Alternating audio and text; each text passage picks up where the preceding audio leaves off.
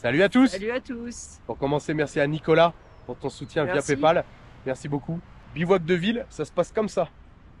Collé serré, échelle sur le trottoir.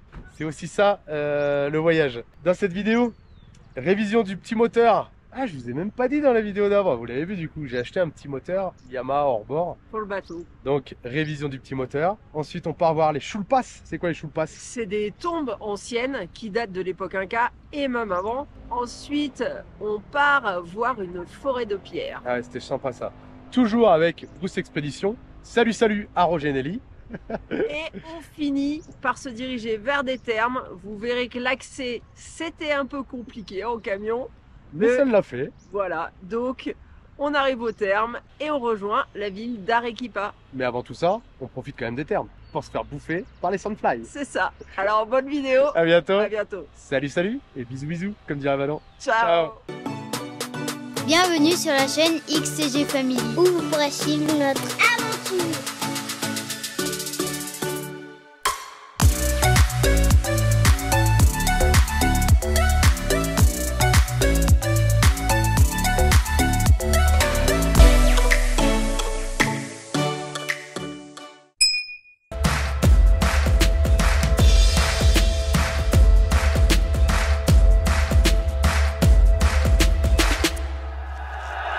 Regardez le petit réveil ce matin, on surplombe les îles, c'est sympa hein. Bon, comme vous le savez, j'ai acheté un petit moteur Yamaha 2 chevaux. Donc je le rebricole un peu, là j'ai changé, l'écrou il était mort mais j'en avais pas en inox en il-stop, donc faut que je trouve un il-stop ici. Là il manquait une petite vis ici, j'ai changé en inox. L'accélérateur il tenait pas bien, j'ai resserré, il tient bien maintenant. Et là je vais faire la vidange de l'embase. J'ai démonté l'hélice, j'ai regardé la goupille à l'intérieur, j'ai viré toutes les merdes qu'il y avait. Et là je vais vidanger. Et puis peut-être graisser, ça n'a jamais été graissé ça. Je suis en train de faire la vidange de l'embase parce qu'il n'y avait pas d'huile au niveau du niveau. Un petit peu de mayonnaise. Parce que regardez le joint, il a peut-être un peu un coup dans la tronche quand même hein. Je vais voir si j'ai pas un petit joint comme ça. Et bon, je mets de la 80-90 normale de transmission. Hein. De toute façon, pour le peu qu'il y a là-dedans, il y a que ça lubrifie, j'ai envie de dire. Ah, dites-moi en commentaire au cas où, s'il faut vraiment que j'achète de l'huile d'embase. On quitte le Mirador avec le vue sur le lac Titicaca. C'est de pêcher et faire du bateau. Il y a des ruines aussi à côté qu'on va aller visiter. Des tombes d'un cimetière, non? Des tombes ancestrales, ils font des espèces de petits monuments verticaux. Et là, c'est école. Moi j'ai déjà fait. Moi aussi. Comme on avait choisi d'aller dormir au Mirador, pour y accéder c'était un petit peu costaud. On repart par un chemin et on se fait bien secouer. Normalement on retombe sur une route plus loin, je me demande si elle n'est pas là-haut là, je vois des véhicules qui passent. Moi j'espère on va pas s'arracher la cellule dans les arbres parce que le sapin c'est une catastrophe. Alors j'ai remarqué qu'il faut faire quand même vachement gaffe au Pérou, en Bolivie. Ah bah je te l'ai dit, voilà les sapins. Au Pérou, en Bolivie, tu as des routes qui sont marquées sur les cartes. Et en fait, c'est pas vraiment des routes. Oh, la grosse branche là. Là, elle va passer sur l'Arceau. La Starlink. Ah bah. Ouvre là-haut. Ah non, ça passe au-dessus. L'Arceau, c'est cool. Et la Starlink, elle est protégée avec l'Arceau, c'est bien. Franchement, les branches, elles montent juste au-dessus de la Starlink. Hop, il y en a une, attends. Il y a ta. Bon, ça monte presque. Habituellement, on tire la Starlink, je sais pas pourquoi on l'a laissé aujourd'hui. Ouais, fais attention, là, c'est pas large non plus. Ah, mais là-bas, il y a un pont. Ouais, mais il est en béton. Ouais, si tu le prends bien droit, on passe. Oh, le est trop bien. On en a déjà cassé un il y a pas longtemps, lui, ça va, il a eu de la chance. La roue arrière, elle passe pas. Non, tu vas l'arracher quand tu vas tourner. Ou alors tu peux aller tout droit. Là, on est passé, tu peux tourner. Même quand on n'a pas prévu de faire du 4x4, on fait du 4x4. Le Mirador, il faudrait presque marquer... Accès seulement 4x4. Parce que là, c'est pas vraiment adapté pour des voitures. Hein. Il y a trop de pierres. Après, ils n'ont pas la même notion de ce qui est possible de faire en voiture que nous en Europe ici. Hein. On est sur une voie rapide et il y a un dodan. C'est pas sérieux quoi. C'est à 90 et t'as un dodan. Bolivie et Pérou, ils ont vraiment des problèmes avec ça. Hein. Ils mettent des dodanes partout. On passe à Tuncola, on s'est arrêté dans un kiosco pour acheter 2-3 courses. Et là, la dame, elle nous dit que là où on va, on peut pas faire de bateau à moteur. Julia est dégoûtée. Mais Julien voulait essayer son moteur, si vous n'aviez pas compris. Hein. Voilà le lac, c'est un joli petit lac. Je pense pas qu'il y ait beaucoup d'eau. Donc la bonne nouvelle, c'est qu'on peut pêcher. Ben, la mauvaise nouvelle, c'est qu'on peut pas y aller en bateau à moteur. Et puis de toute façon, j'ai l'impression qu'il n'y a pas assez de profondeur pour y aller en bateau.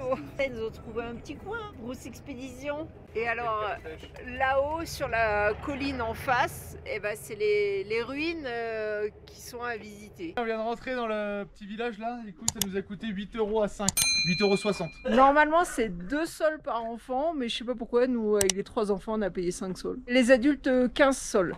Classique, le petit village avec tous les trucs pour touristes. Hein. Donc en fait on n'a pas le droit de rentrer avec les véhicules dans le village. Nous allons se garer à l'entrée, là il y a une barrière et il y a l'air d'avoir beaucoup de touristes. Une petite église. Le jardin de l'église c'est pour étendre le linge. Allez, les bracelets là. Regardez les mouettes avec les bracelets. C'est toujours les mêmes, hein, les 3 filles là. Oh lui il est trop beau. On entre dans le complexe archéologique Silustani. Alors il n'y a pas de guide, mais à ce qui paraît il y a des panneaux. On va lire un peu. La zone était une nécropole comprenant de nombreuses tours funéraires appelées Shulpas. La zone aurait été occupée de 800 avant Jésus-Christ à 500 après Jésus-Christ par les Pucara, puis de 1100 à 1450 après Jésus-Christ par les Koya, et enfin de 1450 à 1532 par les Incas. À l'heure actuelle, les éléments visibles correspondent aux dernières périodes d'occupation. En tous les cas, les morts, ils avaient une belle vue. Toutes les tombes, c'est comme des petites tours. Ouais, c'est entièrement fermé, tout autour et sur le dessus. On est à 3870 mètres, c'est pour ça que vous devez sûrement m'entendre souffler. Ici, on a un monolithe. Alors ici on a un cercle qui peut faire 4 à 12 mètres de diamètre et c'était pour dire où fallait laisser les offrandes. Ici nous pouvons observer des Shulpas datant de l'époque des Koyas de 1100 à 1450 après Jésus-Christ. Alors ça c'est les Shulpas. Donc c'est des tombes. Le mortier de construction c'est une espèce de terre. Hein. Ah, il y a une petite porte. Ah, t'as trouvé la caisse de chantier toi. Alors ouais, ça forme une petite grotte. En fait, c'est tout arrondi, mais surtout c'est tout petit à l'intérieur. Comparé à l'extérieur, regardez l'épaisseur des murs. Truc de fou. Ils construisent ça en plusieurs temps.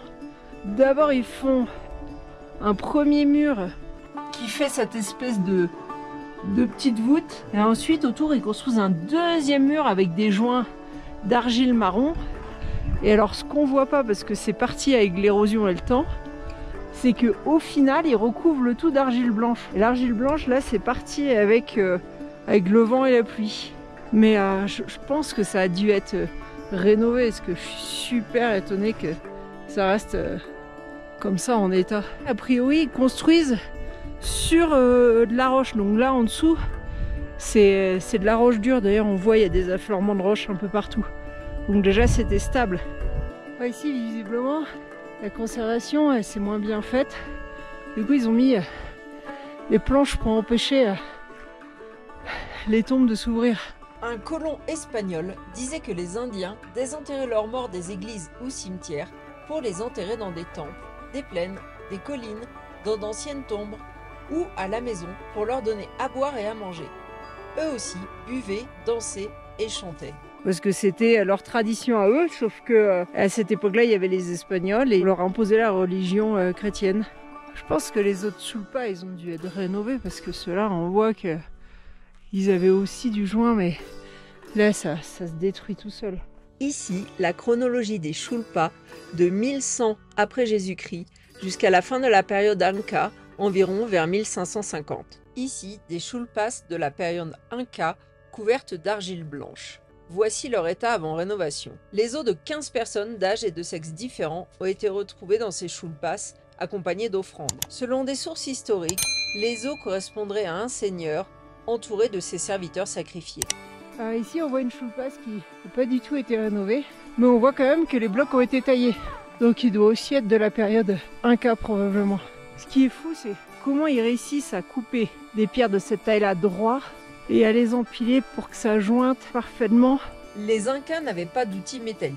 Des archéologues ont découvert des indices qui laissent à penser que les roches étaient sculptées en les martelant avec de grosses pierres, puis des plus petites, avant d'être tirées sur des rondins jusqu'à leur destination, où se faisaient les finitions pour qu'elles joignent parfaitement.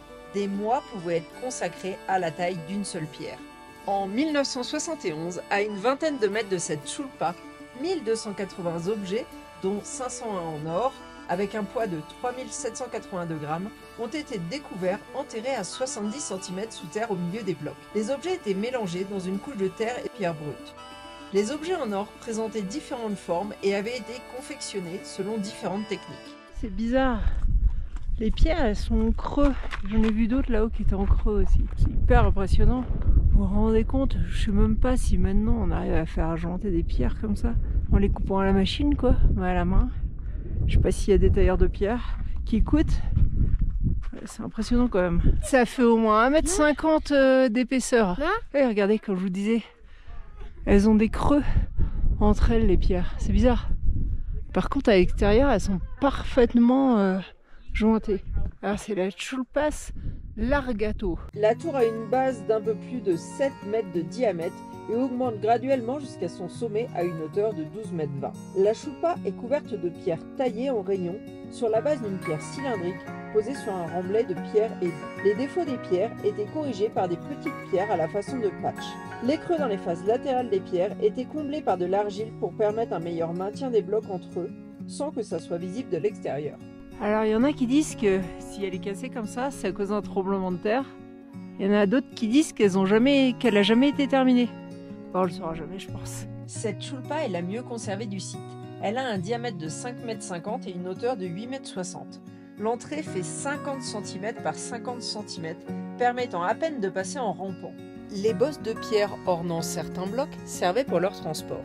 La chambre funéraire est en pierre rustique unie par de la boue. Elle est composée de 3 niveaux. Le premier fait 2 mètres de haut, le second 1,50 m et le dernier étage encore moins. Le premier niveau était composé de dalles et de troncs fins. À l'intérieur ont été trouvés quelques os humains et des fragments de poterie. Mais a priori, les chulpas étaient pillés, donc les 3/4 du temps, les structures à l'intérieur, quand il y en avait, étaient détruites, tout comme les corps et ce qu'il y avait dedans. Là, on voit une petite chulpa. On voit, il y a l'entrée là, on voit la partie intérieure et le toit a dû tomber dedans là. Et le lac ici est super impressionnant parce qu'au centre, il y a une île qui a l'air circulaire et complètement plate au sommet. C'est étrange. On a une chulpas bien jointée. Mais alors c'est bizarre, il y a un mur qui est accroché dessus. Donc est-ce que la fonction c'était de monter sur la chulpa? Cette chulpa de l'époque Inca était en cours de construction. Une rampe en pierre cimentée par de la boue, de 13,50 m par 3 mètres de large, servait à acheminer les blocs en hauteur. Et ils montaient la rampe en même temps qu'ils montaient la structure. C'est comme s'ils avaient entreposé des pierres prêtes à être utilisées. Je ne sais pas si c'est le cas ou si c'est les archéologues qui ont regroupé ça là. C'est étrange. Alors apparemment ils enterraient des offrandes. Et là on voit un crâne, des côtes, le bras. Et ouais, il y a eu des petites offrandes enterrées avec les morts. Alors là aussi on voit une espèce de structure en pierre autour. Alors est-ce que c'est à partir de ça qu'ils ont monté la tour ici? Peut-être hein. Alors cette chulpa elle n'a pas eu de chance parce qu'à 2 reprises elle a été détruite par la foudre. Elle a été détruite une première fois, elle a été restaurée et une seconde fois elle s'est pris la foudre et de nouveau le mur s'est cassé.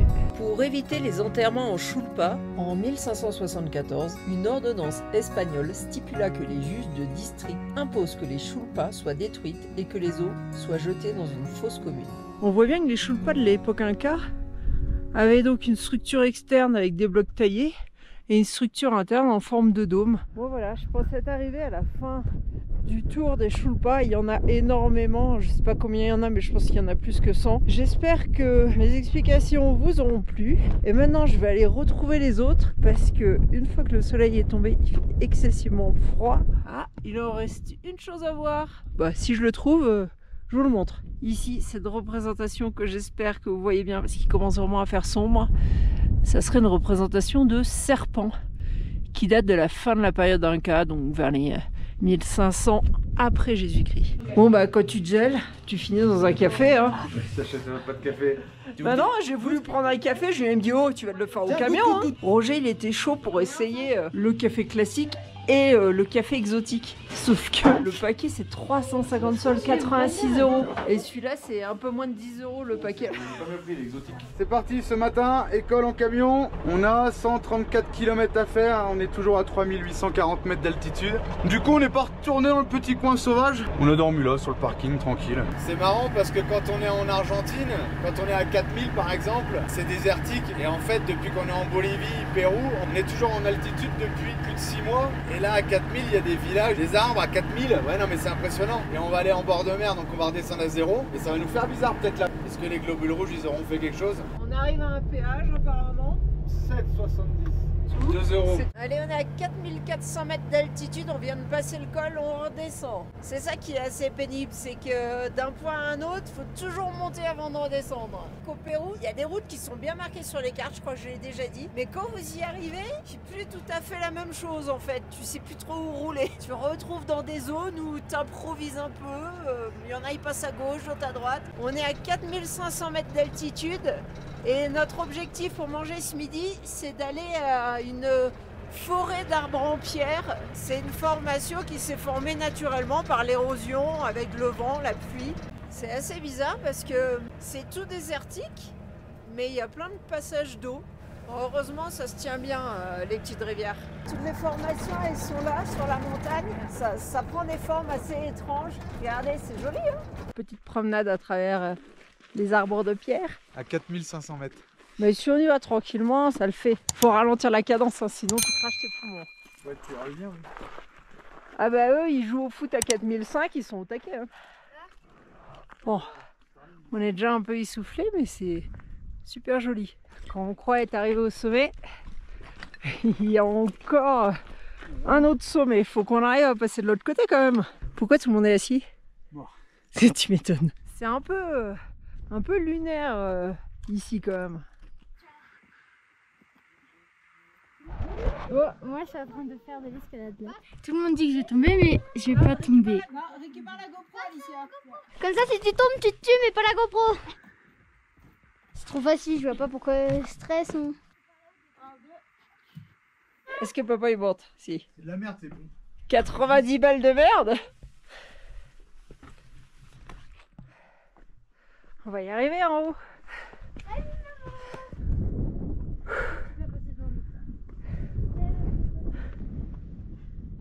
C'est super joli.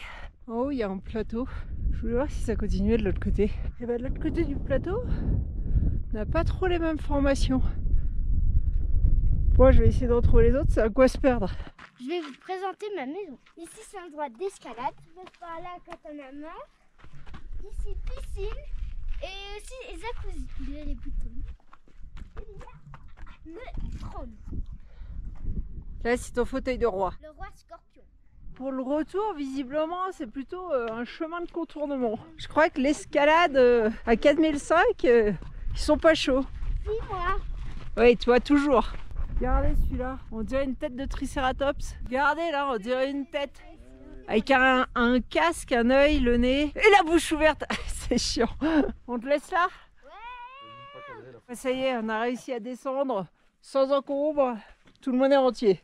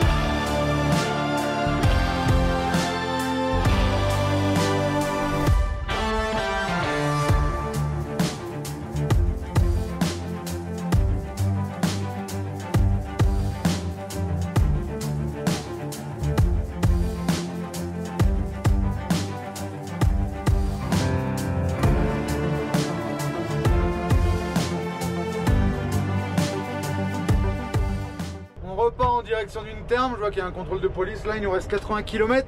Et c'est fini, on n'a plus de bidons sur le toit, terminé. Bon, c'est quand même fou de plus avoir les bidons, on les aura traînés presque 2 ans quand même. Hein. Qu'est-ce qu'on fait là? Je sais pas qu'ils disent. Ah, on attend. Ah bah ça valait la peine de nous faire arrêter. Ah. Eh, il y a des voitures. Tu veux que je passe? Tu veux vraiment que je passe? Ok, mais on va passer, on va... Regarde. Non mais ils sont vraiment abrutis. C'est la police qui décide, surtout qu'il y a des voitures en face. C'est mieux de leur rentrer dedans. Roger et Nelly nous ont averti qu'il y avait un contrôle sanitaire de la SAG, peut-être un changement de province, je sais pas trop. Du coup Marie elle est partie cacher les patates et le miel. On a mis les bear patchers de la cabine, on est à 3920 mètres. Alors là ils disent 7 degrés mais c'est pas 7 degrés, quoique peut-être, parce que l'autre thermomètre il me dit 8. En tout cas ça caille. Donc les bear patchers de la cabine, du Man 4, même pas besoin de kit altitude, ça marche. Petit contrôle. La SAG. Ah ça y est, on y a droit. Voilà. Non, Mika ça. Ciao, gracias. Viva Messi, hein. Ok, ils ont parlé foot, c'est des contrôles de quoi? De bas de fruits. Alors ça c'est perturbant, parce qu'à l'arrière il a des feux comme à l'avant. Pourquoi? Je sais qu'ils aiment bien les décorations, mais là c'est chiant là. Bon, il nous reste encore 40 km à faire. Et oui, on roule encore réduit. Non mais... Il est où? Ah, il est là. Attention, il va voler. Je sais pas où est le Dolan. Là. Ah mais ils sont quand même graves, hein. Non il est pas là. Je sais pas où est le Dolan. Si, elle a sauté un peu la voiture. Ah, c'est un petit. Non, il est pas là, il est où il est là? Ils ont un pète au casque avec ça. Tu arrives, enfin nous on n'arrive pas à 90 parce qu'on roule pas très vite, mais tu arrives à 90 là-dessus, tu le vois pas en fait. Ah si, il était quand même costaud. Tout à l'heure c'était limite, j'ai vu la voiture d'en face décoller, je me suis dit merde, il y a une bosse. On tourne sur la piste pour aller en direction des eaux thermales. On a Roger qui est déjà arrivé et qui nous dit qu'à un moment donné sur la piste, ça va être compliqué parce qu'il y a une falaise qui est un peu en surplomb de la route. Et qu'avec notre hauteur, on risque de ne pas passer. Mais que potentiellement, il y a un petit dévio sur le côté, un peu dans le lit de la rivière. Enfin, je sais pas, on va aller voir. Voilà. Bon alors comme ça, regardez le GPS, moi j'aurais dit qu'on était bon, mais...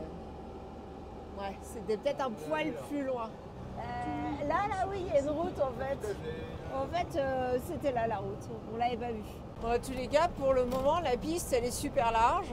On est à 1 km de l'arrivée, on n'a toujours pas vu la difficulté. Ça serait malheureux d'être bloqué à 1 km de l'arrivée. Ah, toi, tu dois tourner la rivière? Ouais. C'est là où il y a le problème, peut-être. Non, je pense pas que ça soit là la route. Hein. À mon avis, il faut continuer là et peut-être ce trait-là, c'est une route. Je sais pas. On change de GPS pour voir. Parce que moi, je voyais une petite route sur...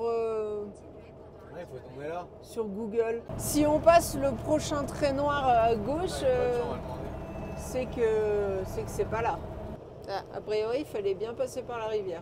Bon, on va faire demi-tour, on verra bien. Est-ce qu'il paraît, le lit de la rivière est dur, les voitures passent par là. Ce qui nous inquiète juste, c'est ce que Roger nous a dit, comme quoi il y a peut-être un endroit où il y a un surplomb et qu'on va pas passer en hauteur. Regarde, toi, il y avait une pierre à droite là, non? Ah, c'est bon, elle est loin. De ton côté, tu as une pierre à gauche, à droite. Bon, tu me diras, elles sont arrondies. Attention la bosse. Hop. Alors, je l'ai dit, ils auraient pu aménager quelque chose. Bah ouais, mais c'est gratuit, alors... Bon, attention, j'ai une pierre de mon côté. Bon, ça va la pousser. Bon, tous les cas, c'est dur pour l'instant. Ah, c'est peut-être ça qu'il disait, Roger? Les boulis? Non, ça passe. Il faut qu'on roule sur le blanc, là, et pas à côté de la falaise. C'est ça le truc? Bah, je pense, ouais, effectivement, c'est trop serré là-bas. On est un peu penché, mais il n'y avait pas de pierre. 600 mètres.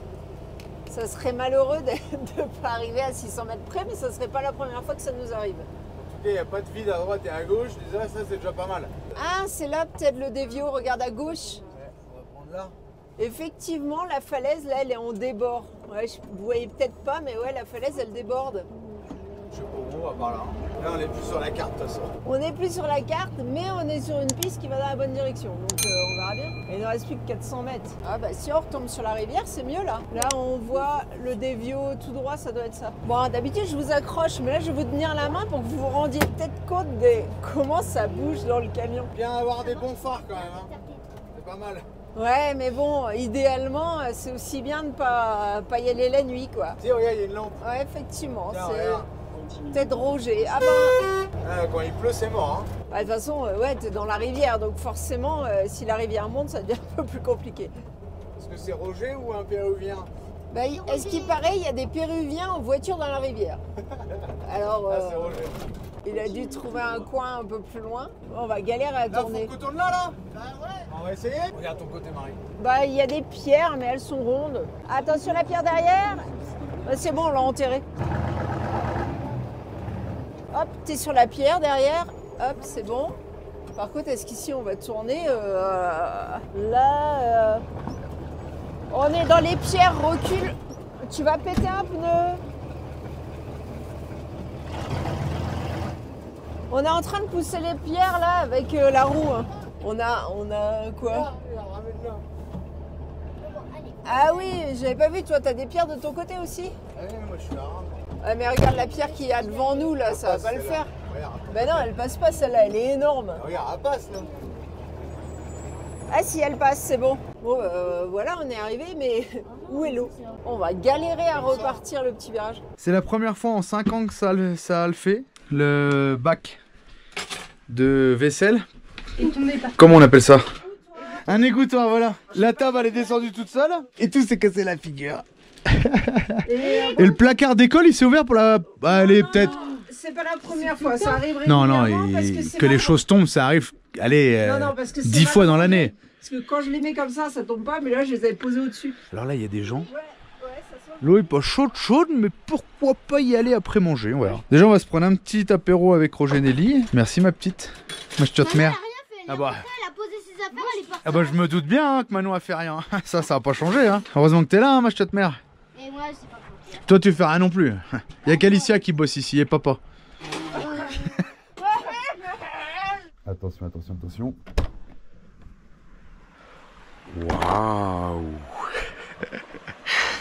Alors non, c'est pas waouh. C'est plein de déchets, mais ça on le savait. Bon, c'est pas baigné hier. L'eau est tiède. Je pense que plus dans la journée, c'est plus agréable. Mais le soir ou le matin, ça caille. Là, on a Roger et Nelly. Oh, j'ai peur que ça va caille quand même. Ah non, l'eau est bonne, dis donc. Quand tu restes un peu dedans, ça t'enlève ta chaleur. Bah non. T'as pas les ta ça y est? Ouais. Impeccable. Waouh. Bon bah, faut pas regarder tous les déchets qu'il y a autour. Hein. Là, il y a déjà du monde qui arrive. On était tranquille, ça y est, il y a déjà 2 voitures là. J'ai quitté la ferme avec Alicia. Et en fait, il fait froid. Allez, on remonte au camion se sécher. Et direction Arequipa. Bon, vous avez vu hier que c'était un peu galère pour venir. Là, il faut repartir. Bon, maman, j'ai dû faire une manœuvre.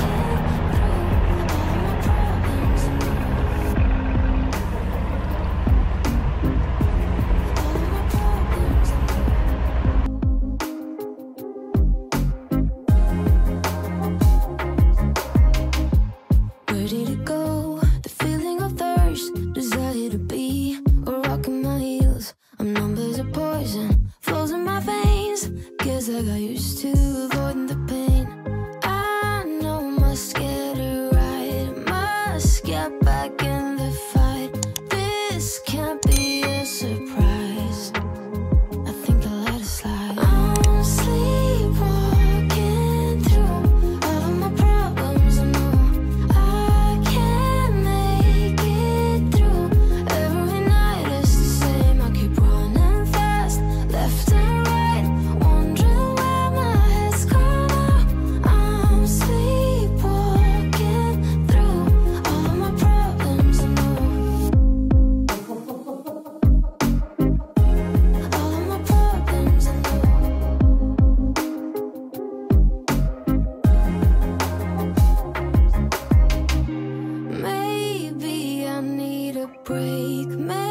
be, that's why I fade into this bitter taste.